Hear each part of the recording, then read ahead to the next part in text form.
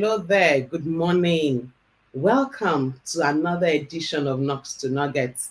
My name is Oluwayomi Ute, and it's such a joy to come your way this very beautiful morning. Now it's raining here. I don't know about your side. So if you're going out today, please, if you're driving, be careful. I believe God to take you in and out safely in the name of Jesus. So it's pouring here, and rain is the blessing of God. So we just thank God for the rain, and we play our part to ensure that we maximize the benefits of the rain. If you're in a flood prone area, please take every necessary precaution. We're going to have a great day and a great week in the name of Jesus. So thank you to everyone joining me live. I don't take it for granted at all. And for everyone that would watch thereafter, I say a big thank you. Like I always say, please like the video, share it, let somebody out there know that there is something called Knox to Nuggets. So today we are back continuing the series we started last week, talking about the developmental stages in children. And my guest is back with me in the house. You already know him. So if you are coming across this program for the first time, do me a favor, hop to the YouTube page, Knox to Nuggets, and just watch all the past episodes. And trust me, they will add value to you. So join me today to receive back in the studio Mr. ThankGod Ocheho. Hey, thank you for Good coming back morning. today. Yeah, thank you for inviting me again. I'm Good grateful. morning. Good morning, Mom. Last week was amazing. Last week was thought provoking. Last week, you took us through those stages that sometimes are confusing to a lot of parents. That's that very early stages. But you said something last week. Now, for everyone that was on the call last week, I had said today we'll go on talk about the social media impact, media as a whole, the impact on our children. But we have to step back a bit and continuing looking at all those stages that we have in children. Last week, we talked about the infancy stage and the toddler stage.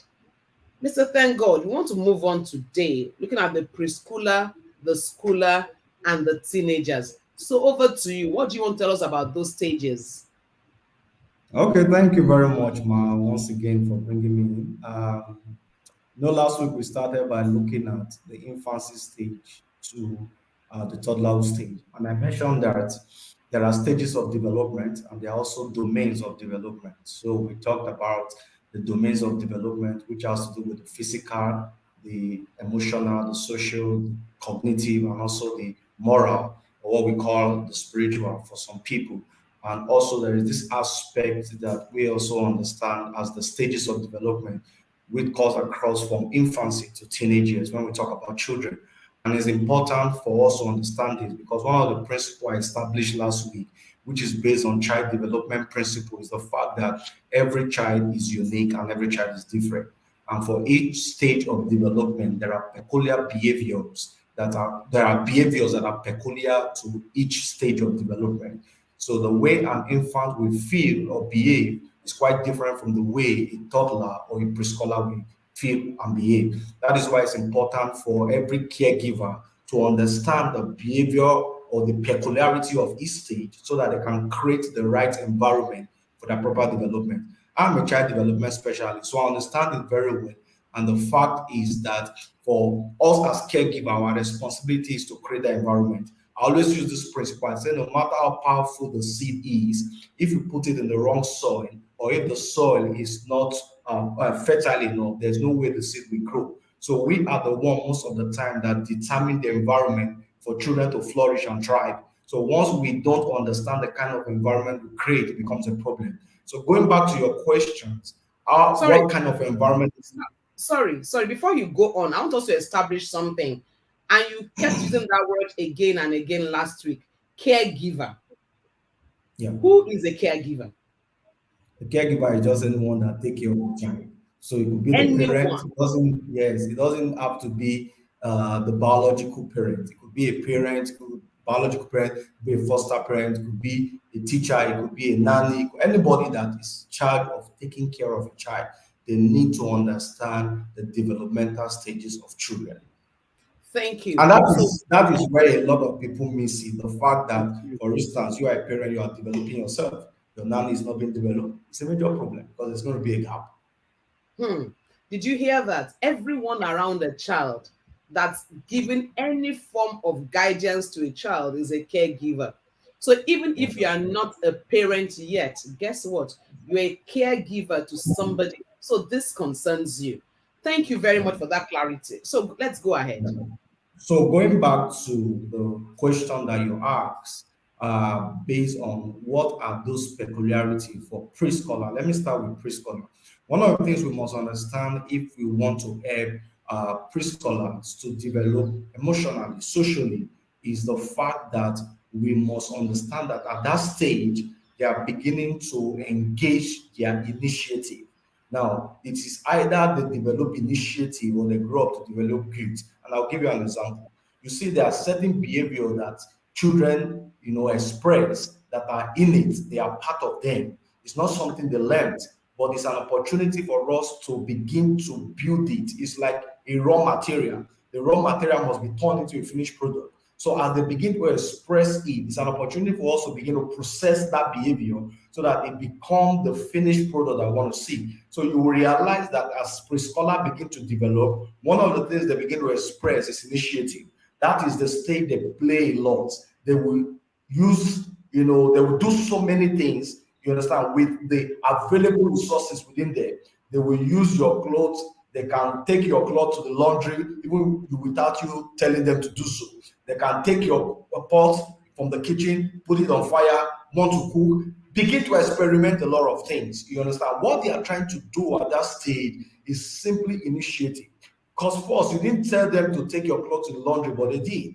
You didn't tell them to take your shoe to the shoe rack, but they did. You didn't tell them to, use scissors to cut your cloth, but they did. But where the problem is that we are more focused about how they are doing it and not what they are doing. So the fall, Mhm. or the problem is that, so as we begin to frustrate them, we gradually begin to kill their capacity to take initiative.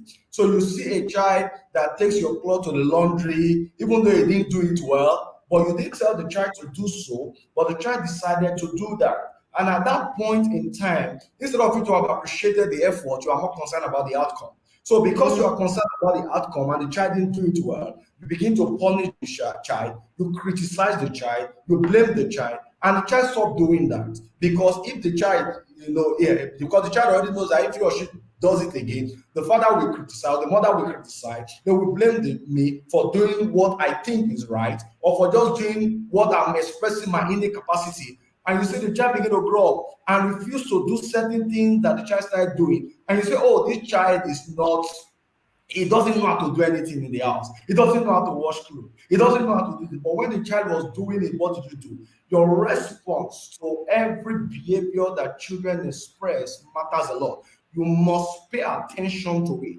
Your response can either be positive or it can be negative. So we must understand that stage they are beginning to take a lot of initiative. And that stage you can begin to identify certain things that are also passionate about.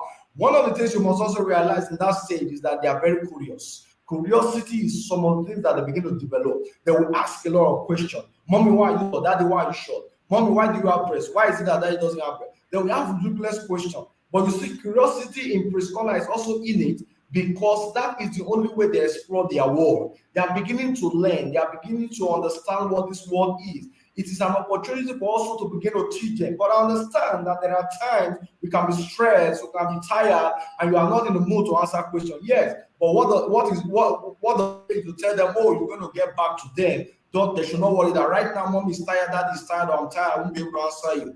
But your response, like I mentioned, is critical at every point in time in their development. I will respond to them. So that stage of development is very critical that we need to be able to understand and put into consideration to help us to determine the kind of environment we create for them.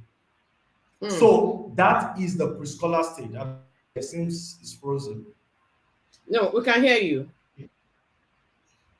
We can hear you. Can you hear me? Yeah. Hello? Yes, we can hear you. I think he's not hearing us, but we can hear you very well. I think his network went gaga there, but he will be back. Did you hear him? Have you seen these traits in the preschoolers around you where they just want to do everything? They want to cook, they want to launder, they want to bake, they want to do everything. Have you experienced it? So now you know why they do what they do. Yes, thank you so much. Yeah. So I sorry, I just want to be clear where you had me last. Yeah, we heard you to the very end, actually. Oh, okay, okay, that's fine. So you understand that they are curious about everything. So it's an opportunity for them to learn because curiosity, it is when you ask questions, you'll be able to get answer. So children are asking questions because they are exploring their world. They are still growing, they are still developing in this world that we live in. So they've not known so many things. That is why they ask questions. But for us, it's a problem because we are always tired to respond. Or at times when we don't know, we find it difficult. We just manufacture answer that does not exist. There's nothing wrong with telling a child that sorry, I don't know. You understand? Maybe I want to research it and get back to you rather than giving the child the wrong answer. You get so Mm. curiosity is one of the things that you find in pre-scholar. So you now get to grade scholar. These are children mostly between the age of, let's say, 6 to 11 years. One of the things you're going to find in them is that they are beginning to get engrossed in their schoolwork. They are beginning to develop friendship. They are beginning to understand, and this is critical, they are beginning to understand the sense of accomplishment in their work. That is where competition starts setting in. They are beginning to understand what it means to have an A, to have a B, or to pass or to fail. That is where we'll now begin to sit them down, not to begin to judge their identity and their capacity by their grade, Mm. because they are beginning to get engrossed in schoolwork. And one of the things you can build as caregiver at that stage is competence. Because now they are beginning to get engrossed, they are beginning to study, they are beginning to read, they are beginning to do all of these things. So your responsibility is to build competence in them at that stage, make them to start learning how to become industrial by working what not just only in their schoolwork but every other task. You want to get them engaged, and another thing you will realize is that that sense of accomplishments begin to set in. So you also want to be careful not to begin to judge them by their action, by their successes, by their failures. You understand? Because they will fail at that stage, and you don't want them to begin to feel bad, and make them begin to see that failure is bad in entirety. But you must learn to be able to take them through the process so that they learn to detach their identity and their emotion to whatever they have accomplished outside. And you must start teaching them collaboration, because that's when they begin to compete. And you see, at that stage, if you don't take them carefully, not to begin to look at their accomplishment and use it to judge who they are, you realize that instead of them learning how to collaborate, how to do teamwork, they begin to compete with other children. And that's where the major problem is, because we begin to set that foundation for them.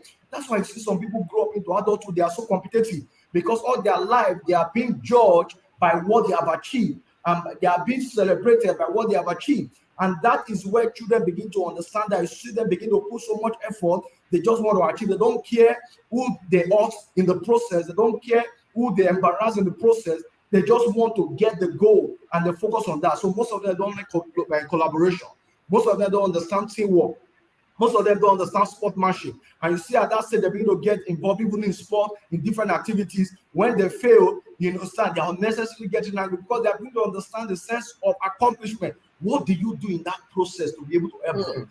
Mm. How do you help them to see success? How do you help them to see life? How do you help them to see tasks? How do you help them to see the activities that they engage in? Is it just all about achieving result? But you are not also teaching them how to solve problems. You are not teaching them how to collaborate. You are not teaching them how to be involved in teamwork. You are not teaching them how to respect other people. You are not teaching them how to cooperate. You are not teaching them how to have certain pro-social behavior or certain values. So these things are very, very critical. We must keep constantly reminding children that it's not just all about competing with other people, that yes, it's good to make progress, but they must learn to collaborate. And because Mm. of time, I also want to talk about identity, which is the part for teenager. Teenager at that stage, one of the critical things we must be able to do to help them is the fact that we must create an environment that help them develop and understand their identity. Because one of the things that teenagers battle with is identity crisis. They are coming to understand or asking a fundamental question, and that question is, who am I? Because that is the age they begin to experiment a lot. They are gradually getting or transiting into adulthood. They now start seeing themselves as being independent, and you see a lot of parents, that is the stage, apart from the toddler stage, that is also the stage where they have a lot of conflict and clashes with their parents, because the parent is not trying to understand them, and they are also telling the parent that, yes, I'm getting to the point I'm not independent. I cannot do certain things by myself. I'm not a big boy or a big girl. That stage must be managed carefully, Mm, because they are beginning to ask a fundamental question, and that question is, who am I? That is mm, why you see a lot of them experiment with a lot of things. They get into drug, they move around, do so many things. They take a lot of risks, just trying to find their identity.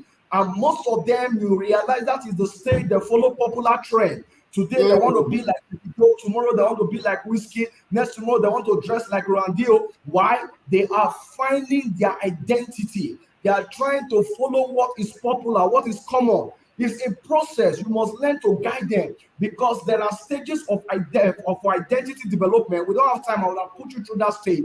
But one of the things you must take them through is to get to the stage of what we call identity achieved, the stage in which they are no longer confused about who they are, but they now know who they want to become. And it's a process. It's not just going to happen all of a sudden. And one of the things you must understand is that that is the stage you must expose them to positive role model, because they are more influenced by role model, by celebrities. And you get what I'm trying to say? Because they are finding their identity. They are more involved in popular trend. So expose them to more positive role model. And most importantly, you can be the role model to them at that stage, because they are looking at somebody, they are being influenced by someone. And another thing you can do to be effective as caregiver is that at the teenage years, you must be more concerned about relationship than control. Control hardly work for teenagers. If you want mm. to them and you use control, is going to be counterproductive. You must focus on building relationships. That is the age they are going through a lot. Hormonal changes, so many stress, a lot of things battling in their mind. They need somebody to talk to. They need someone to open up to. Once there is no relationship, it becomes a major problem. That is why a lot of them engage in a lot of risky behavior, because they don't have people to counsel them. And that stage is where they are engrossed so much with their peers. They listen to their peers, they learn from their peers. Everything their peers tells them, they do, because there are no role models around them. There is no relationship from the caregiver with them. So they easily express themselves to their peers, and they begin to listen to everything their peers are saying. And that becomes a major problem, because most time their peers will teach them the wrong thing. So that is why you must build relationship. You are going to be having conflict when you start enforcing, using command and control. You must do this, you must do this, you must do this. No, you need relationship. And one of the good things about relationship is that they will be able to talk to you when they are going through challenges. And the good thing is that it is what you know you can correct.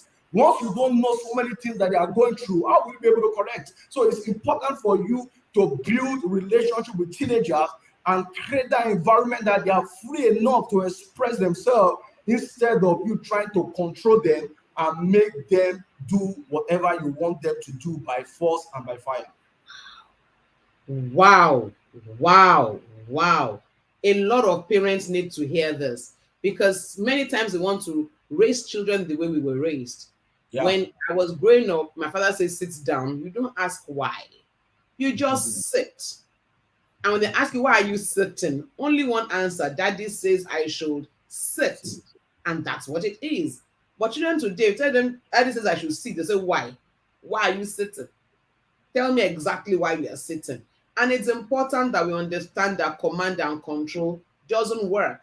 So before I allow you go further, I'm going to ask you to please expatiate a little bit more on getting the teenager to the state of identity achieved. You said it's a process. What is Yes. that process? Okay. So there's a stage that the teenagers, we all know identity, trying to find out who they are, and all of that. So there's the stage where they don't know what they want to become at all. They are confused. Today they will tell you they want to be an electrical engineer. Tomorrow they will tell you they want to be a medical doctor and all of that. You don't need to be frustrated. It's a stage. You understand? But after a while, there's what they call, you know, identity moratorium. So that stage, they know, sorry, yes, they know what they want to become or what they want to do, but it's not based on knowledge. Mm. So they will tell you they want to be a medical a doctor, but they don't have full knowledge about what it is. So Mm. one stage, and the other stage, after a while, you realize that you now take them to the stage where they now understand what it is. They have knowledge about certain career that they want to go into. You get, and also they are fully aware to make decisions. So they have made the decision. They are also have full understanding of what the career is about. Then they get to that stage what we call identity achieve. So that stage is based on knowledge and is based on their own decision, not being influenced by any other thing. That is why once we are able to get them to that stage, they are hardly confused about what they want to do because now their decision is not just based on what I see other people doing or what I feel is right or what my parents say I should do, but it is based on knowledge and they get to that point where they're able to make a decision by themselves. Let me ask you this. So, you said something when it's based on knowledge and then understanding of what it entails. What if it gets to a point where a parent says, I want you to be a medical doctor, and the way you have been carrying around, I think you'll be a good doctor. And the child is saying, no, I want to sing. I love the art. So you don't know what you want. I have watched you over time. I know because of the way you care, because of the way you show compassion, because of the way you do this, you should be a doctor. Now, a lot of parents will do that and sometimes force the children into that path.